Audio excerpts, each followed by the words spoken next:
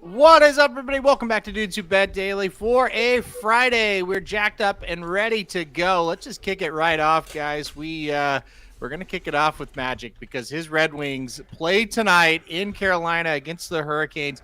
They're looking for two big upsets in a row after a huge win a couple of nights ago. Magic, who do you like tonight?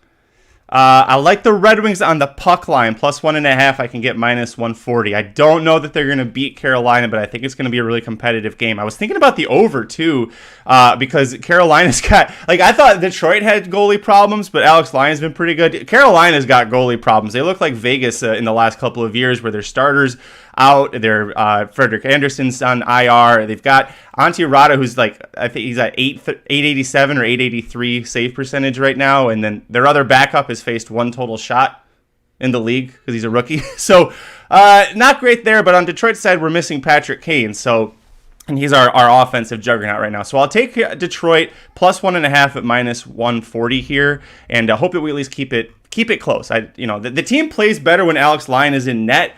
They just make a lot of dumb mistakes still. He can't fix everything. It's definitely been a turnaround with Lyon and net. He's been much better, and that's got Jason playing Detroit money line tonight. Papa Dude, what do you think about this one? I think Magic's being kind of a homer in this game. I didn't pick him to win. How is that a homer? Well, you're talking yourself into a good, betting them some way. I don't know. I like the Red Wings a lot. Not tonight. No, not tonight. I like them as a team. I don't like them. Okay. I like your over, though. I'm going to go over. I think this could be 5-4, 5-3, something like that. I went with the Hurricanes. I think they'll beat them tonight. This Red Wing team is a very fun team. I'm with the over as well. I think that's definitely going to happen. When the Red Wings play teams that are pretty good defensively, they still find ways to score a lot of nights. Yep. So I really love it. We talked about Alex Lyon before he really became a thing with the Red Wings this year. And, yeah, he's made a big difference. But still, I'm going to go Hurricanes tonight. I think they get it done. All right. I hate to do this. We're going to go NBA basketball. That's how bad the lineup is for sports tonight. We're going the Nuggets at the Celtics. This is a pretty good game. The Celtics 6.5-point favorites. The total sits at 234.5. Papa Dude, I'm going to go to you first. Who do you like tonight in this one? Denver doesn't play as well on the road. Boston arguably is the best team in the league. They can score. I don't like the Nuggets on the road against anybody that's good. They don't play as well on the road. Now, if this game was in Denver, I'd go the other way. I like the Celtics a lot in this one. So I'm going to go Celtics to cover. All right, Celtics to cover for Papa Dude. All right, Magic, who you like? Yeah, I'm going to agree with him on that one. 6.5, 7, whatever the line is that you get on this one. I think the Celtics cover. They're so strong at home, and the Nuggets are really not that great on the road. And I really want to, Jason Tatum, I think he could be scoring 40 a night, but they keep blowing teams out that he ends up just playing 30 minutes a game. Yep. So he's rested. So if this game ends up getting a little close, Jason Tatum's going to go in there and make sure it is not close. So yeah, I'm with Papa Dude. Celtics cover. All right, Celtics clean sweep. I'll go with the Celtics as well in here, minus 6.5, just because you two did. I don't know anything about either one of these teams. All right, let's go to Indiana and Wisconsin tonight in the Big Ten matchup. A pretty good game here, I think, Papa Dude. Indiana having a nice season. Wisconsin having a better season. They're 11.5-point favorites at home. What do you think, Papa Dude? Every time I take Indiana, I lose. The other night, traditionally, when they play Purdue at Indiana, that game's a nail biter. Mm-hmm. The line was 11.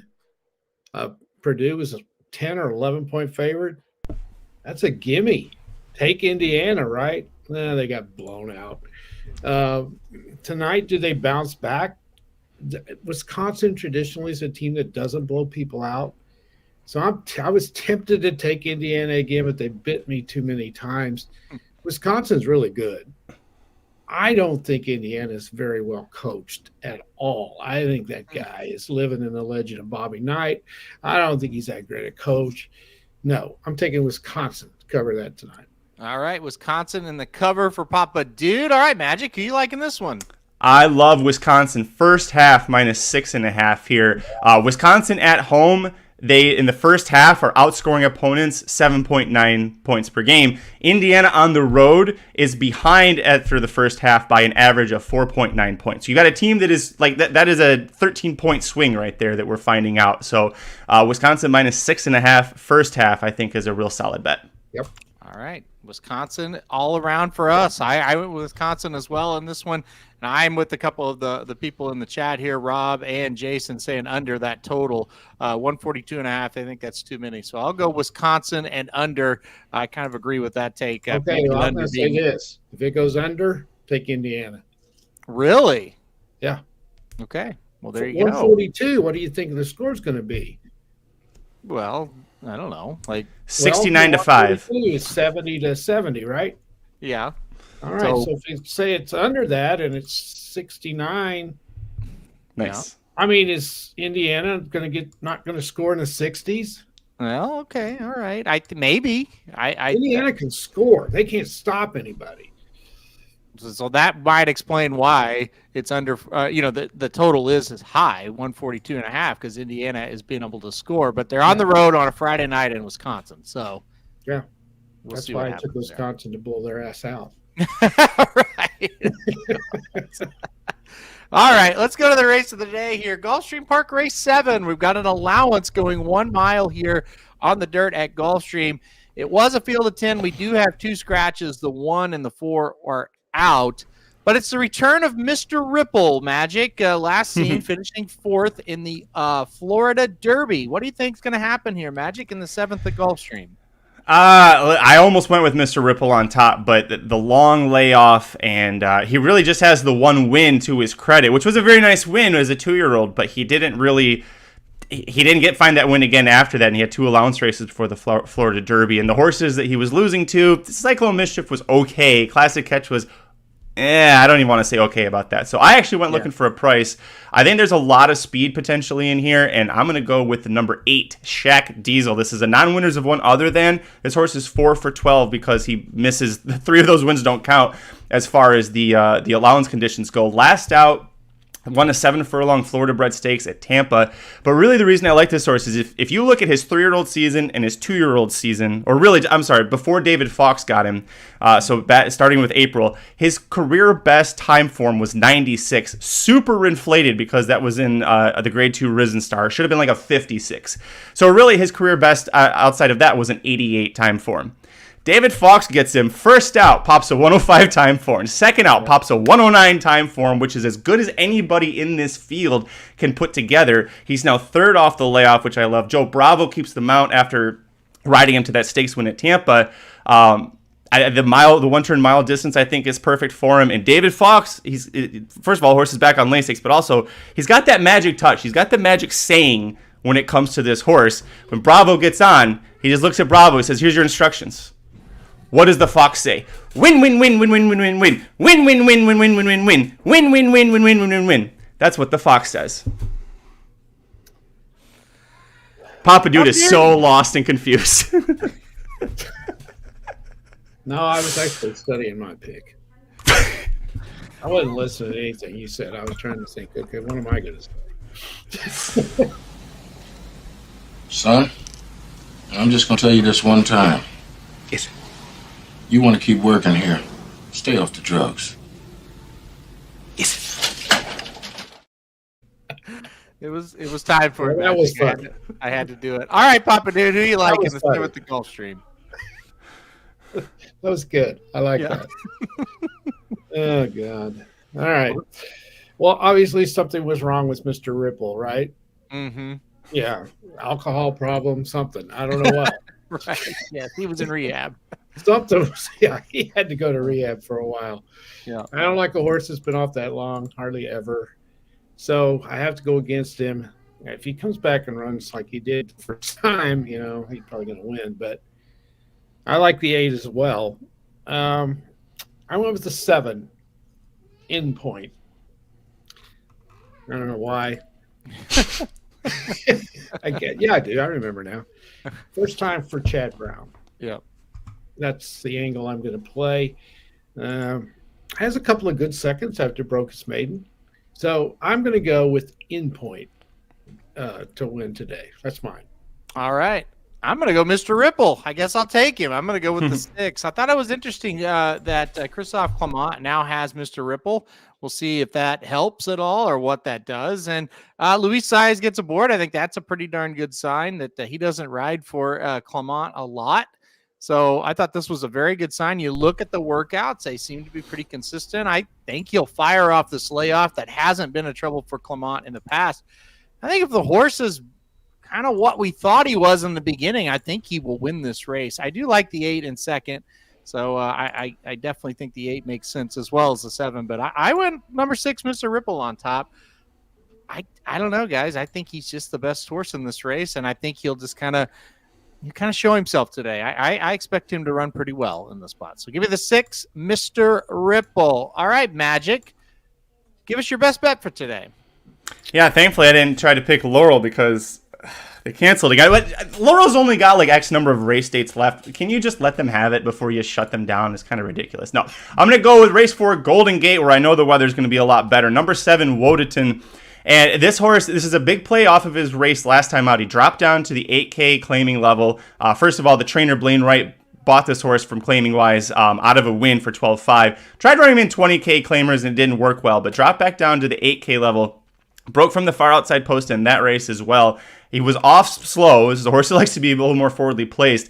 He, under his own power, rushed up 5 wide, circled the entire field around the first turn, and had a nice lead down the backstretch, but he got caught right at the end because he just had used up so much of his energy earlier. He is on the outside again, but I don't think he's going to have an issue breaking like last time. Heaven Roman keeps the mount here, and he ran such a good race there that I think this is, if he just repeats that, aside from the poor break, I think he wins this race pretty easily. He looked just so professional and so good there once he got settled on the backstretch. I like this one quite a bit as well, and I liked yours yesterday as well. And boy, we got some luck. We'll talk about that here in just a second. But yeah, this one makes total sense to me as well. So I'm with you on that one. All right, I'll go back to Gulfstream where I had bad luck yesterday. A horrible break from the gate cost my pick yesterday. But we're back at Gulfstream today. Gulfstream race 3. I like the number 7 Grand Bay. This horse getting a huge drop down in class, and it was needed after a couple of poor efforts. Irad Ortiz gets aboard today. I think that's a really good sign. They're just dropping, trying to pick up a win. They've got Irad aboard in this spot. He's, this horse has pretty good success over the synthetic surface. It does have a couple of wins over it. Was second at the 50K level back on August 5th. So kind of just get back to that kind of form a little bit. I think the horse will be really tough to beat today. So I like number 7, Grand Bay, in the 3rd race at Gulfstream. All right, Papa Dude, who you got? Okay, I'm going to give all bettors some advice. Okay. I have been extremely lucky. And when you're extremely lucky, you better back off just a little bit because it's going to bite you in the ass. Yeah. It's going to. I got 2 games right last night. Extremely lucky. The Western Kentucky game, I've never been so pissed off in my life. Aaron and I were watching that. Yep. I almost texted you, Aaron. They got off. They were ahead by 23 points with 16 minutes to go. And I almost texted you, and I said, hey, we got this, baby. But I didn't. And you texted me and said, hey, it looks good. And I think they were still ahead by like 16 or 17 at that point. And I said, yeah, but they're struggling. And did you keep watching it, or were you just kind of going off? No, I watched the whole second half. Yeah. New Mexico State started hitting threes from Texas. I mean, they were hitting them from everywhere, just one after the other. And Northern Kentucky, or Western Kentucky, was playing like Northern Kentucky, and they just collapsed. And then, luckily, I had 2.5 points.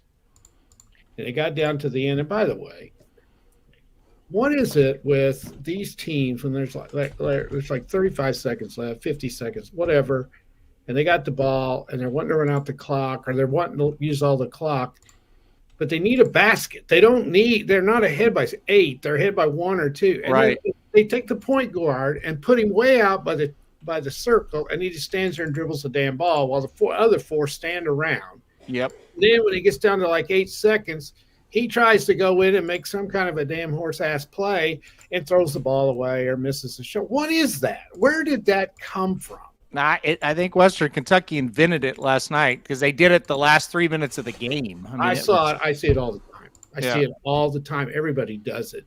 Yeah. And I don't understand where that comes from because it's not Michael Jordan out there. Right. You know? And Western Kentucky's coach, I thought, did a horrible job because their guards were awful. And he was out there having them do that stuff. I don't get it. And so, anyway, I got lucky and ended up a 2-point game. I had 2.5, and they could have made it 3, and they missed a free throw. New Mexico State did to go up 3. They missed it. So I got really lucky. And then another game I got lucky with last night was Minnesota and Michigan State. I had them at 11. It was 12, and Minnesota scored with 25 seconds left. And I made it 10. I got it because Michigan State just stood there and ran the clock out, and Minnesota didn't foul them. So 2 lucky games. So I'm going easy today. I'm not going to try to get cute. I'm going to go simple because tomorrow there'll be 500 games to bet. Yep. So I'm loading up tomorrow. I'm going easy. I'm going to go a parlay that should cash. The Panthers are playing Minnesota in Florida, and Minnesota's playing god-awful, just terrible. And Florida should win that game. Then you got the Lakers playing Brooklyn at home tonight. The Lakers are starting to play pretty well. Brooklyn's in a big mess and struggle. They can't win against anybody. Portland beat them a couple nights ago, maybe last night. It was, last night or the night before. So this is one where we're getting plus money. 2 teams that should win. So I'm going easy with the parlay today. Panthers, Lakers, plus 105. All right, Panthers, Lakers, plus 105 there for Papa Dude. Like the plus money, trying to just take a logical approach after lucking out. And, as I put the best bets up on the screen, I'll read it first. We're 2-1, up $70 for the week so far, up $1,130 for the year so far. Magic won via DQ. I mean, and it was definitely a DQ, but his jockey horse wasn't winning without that DQ though. No, the jockey rode a horrific race. I mean, a horrible race by the jockey of the second place finisher who ended up getting first. But the 4 veers out and interferes, and anyway, very lucky. Papa Dude's was a miracle. It was a miracle. Absolute miracle. So the moral of the story is these 2 guys are going to get a really bad beat this week. That's my prediction. It's going to happen. Is going to happen to where they have this thing won and they lose, because that usually what happens in gambling. If you gamble every day, you see that happen. So with that being said, bet with confidence today. Gulfstream Park Race 3, I'm going to go number 7, Grand Bay. Golden Gate Race 4, Magic's going with the number 7. How'd you say that horse's name, Magic? Wodeton. That's how I would have tried it. And then Papa Dude's going to go with a moneyline parlay, Panthers, Lakers, plus 105. Like I said, 2-1, up $70 for the week, up $1,130 for the year. Let's keep it going, guys. I'm worried we're going to get some bad luck at some point today. You got to come through today, Aaron. Well, I mean, yesterday I did have bad luck, so maybe I'll get lucky today at some point. One can hope. And so anyway, we'll see what happens here. Lakers get smoked and the 7 scratches. Well, listen, that'd only be minus 100. So I think it could be worse than that. We'll see. All right, guys, we're going to get off here. We'll be back here tomorrow. I swear we'll have some better games to talk about because we'll have football to talk about tomorrow. We also have a special request from a fan tomorrow as well. So we'll talk about that game as well. So a lot going on. All right, guys, thanks everybody for watching. Everybody have a good rest of your day, and we will see you right back here tomorrow.